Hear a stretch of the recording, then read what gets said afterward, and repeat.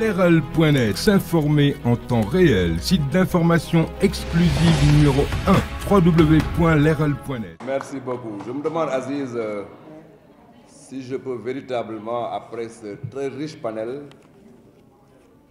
dire quelque chose de tout à fait nouveau. Mais j'aimerais d'abord féliciter mon jeune frère et ami Mamadou Kassé, directeur général de la Société nationale des HLM. Quand je pense à cette société, j'ai énormément de souvenirs qui me reviennent.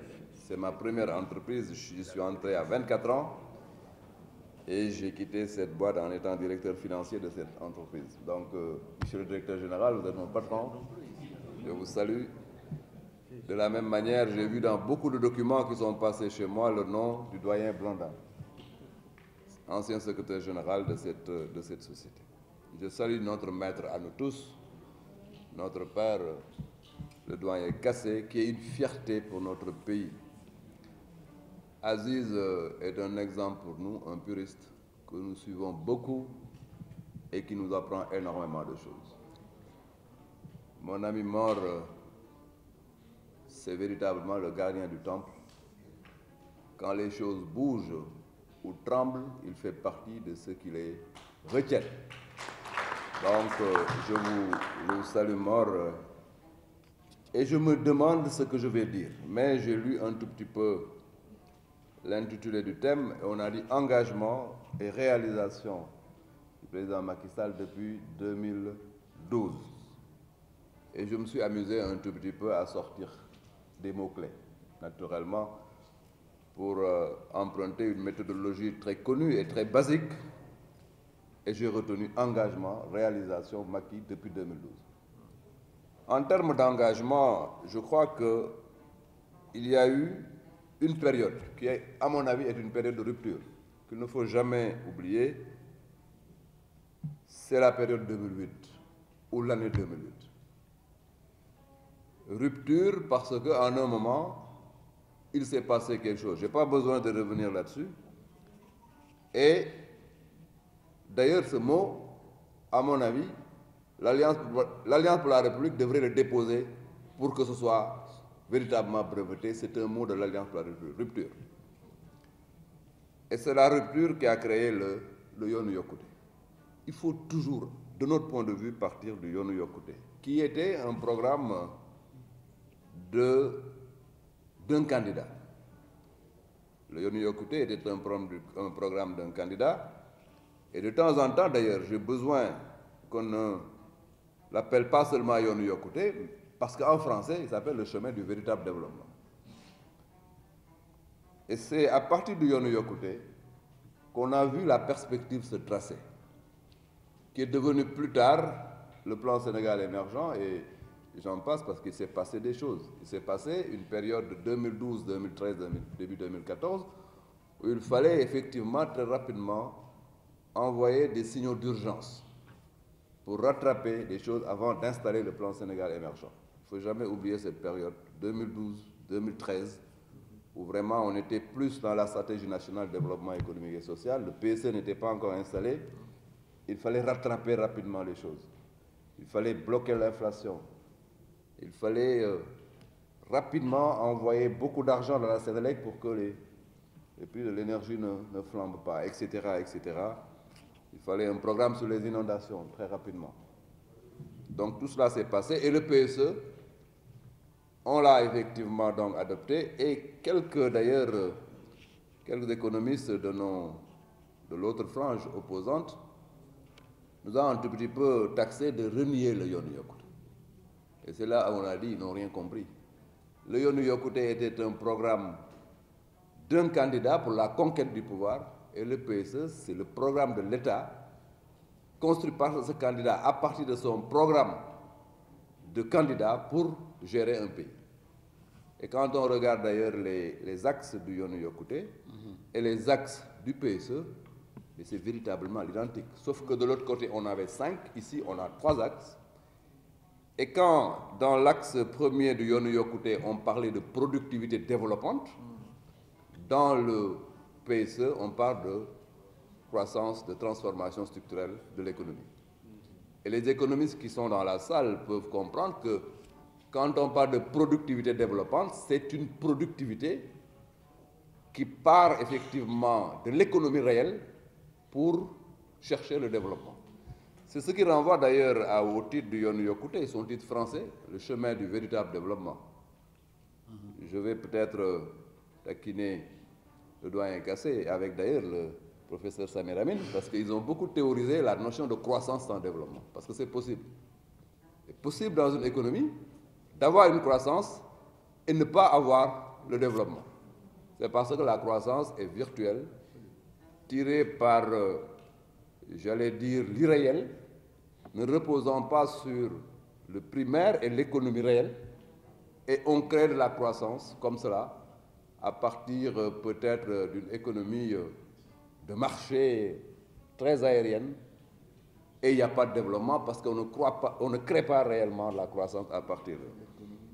Donc, je crois qu'en termes d'engagement, pour le mot engagement, ce qu'il faut noter, c'est que l'engagement de son Excellence le Président Macky Sall a été très bien réfléchi, très bien planifié, à partir d'une promesse politique avant qu'il ne soit président, et à partir d'une planification extrêmement claire une fois qu'il a été président. Et les deux sont tout à fait cohérents.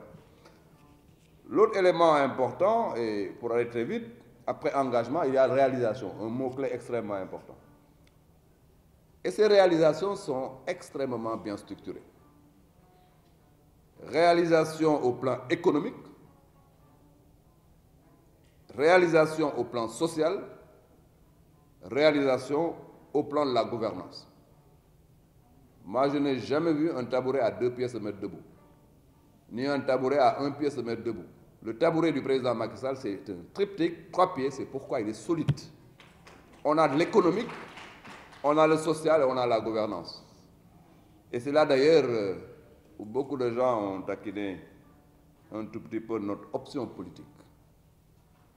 Est-ce que nous sommes tirés par l'économique? Autrement dit, est-ce que nous sommes des libéraux? Est-ce que nous ne pensons qu'au social? Parce que quand on cache le volet économique de nos performances et qu'on regarde que notre intervention au plan social au niveau des masses, on peut avoir l'impression qu'on est effectivement d'une certaine gauche. Ou est-ce qu'on est véritablement des puristes de la République, de véritables républicains à cheval sur la légalité par les éléments de la gouvernance? Le président Macky Sall a démontré, et c'est là où je viens sur le troisième mot-clé, qui est Macky Sall lui-même, et le doyen Kassé en a parlé, qu'il est un véritable leader qui peut transformer les choses à partir de la vraie réalité. Il a compris que l'économique seul ne fait pas marcher un pays. Il a compris que l'économique seul, c'est véritablement quelque chose de théorique. Et d'ailleurs, je convoque la main invisible d'Adam Smith, professeur. Smith disait, allons dans du laisser-aller, laisser-faire, la régulation se fera par une main invisible. Ce qui a finalement donc créé notre grande crise des années 30. Il a fallu une intervention, et là j'entre dans la théorie keynésienne. Hein.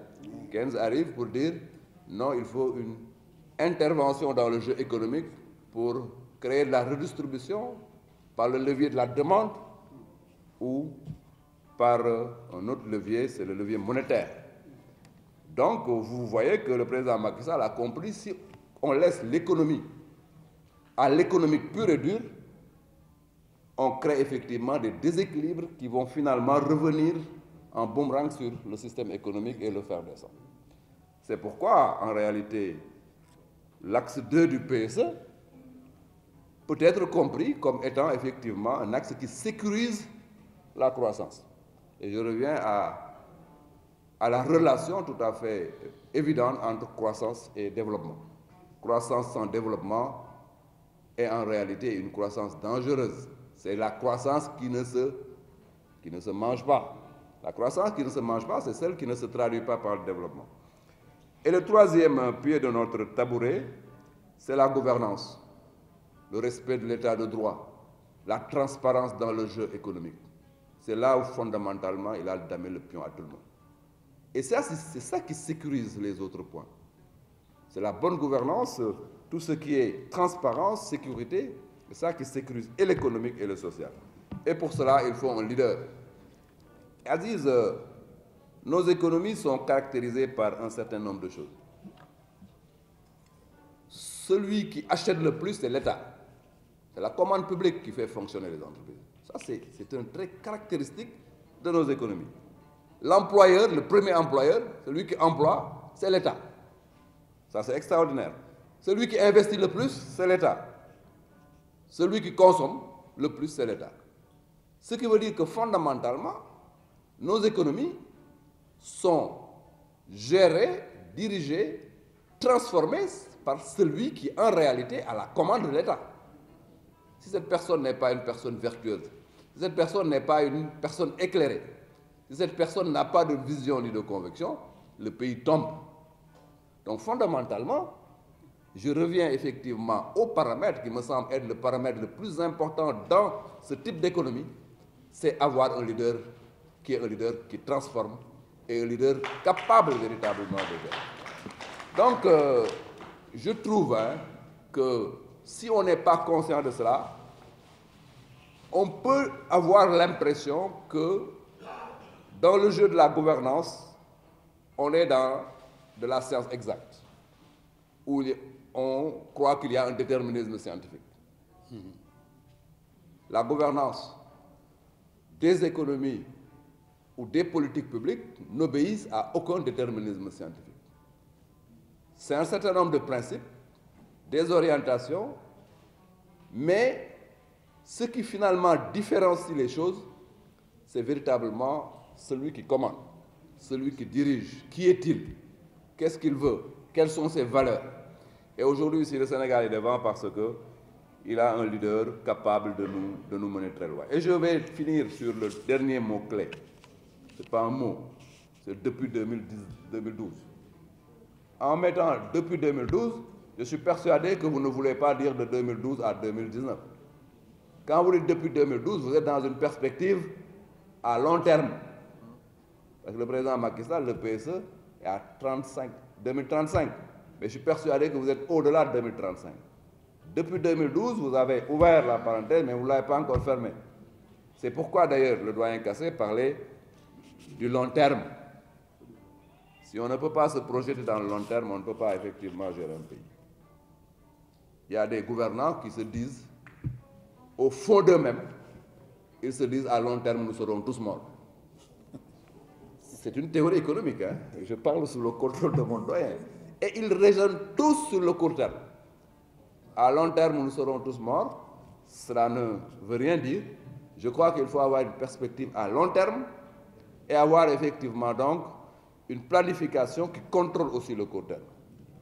Je crois que le président Macky Sall est dans cette voie et je suis persuadé que c'est cette voie-là qui va projeter le Sénégal très loin pour nous ouvrir le temps de la croissance à 2 chiffres avec un Sénégal riche en pétrole et en gaz. Ça me paraît extrêmement important. Donc, monsieur le modérateur, je vais vous retourner la parole. Je voulais juste apporter cette contribution pour insister encore une fois sur l'importance d'avoir un leader, mais un véritable leader. Et le Sénégal, aujourd'hui, est devant parce qu'il a le meilleur leader de notre continent. Je vous remercie. Leral.net, s'informer en temps réel, site d'information exclusive numéro 1, www.leral.net.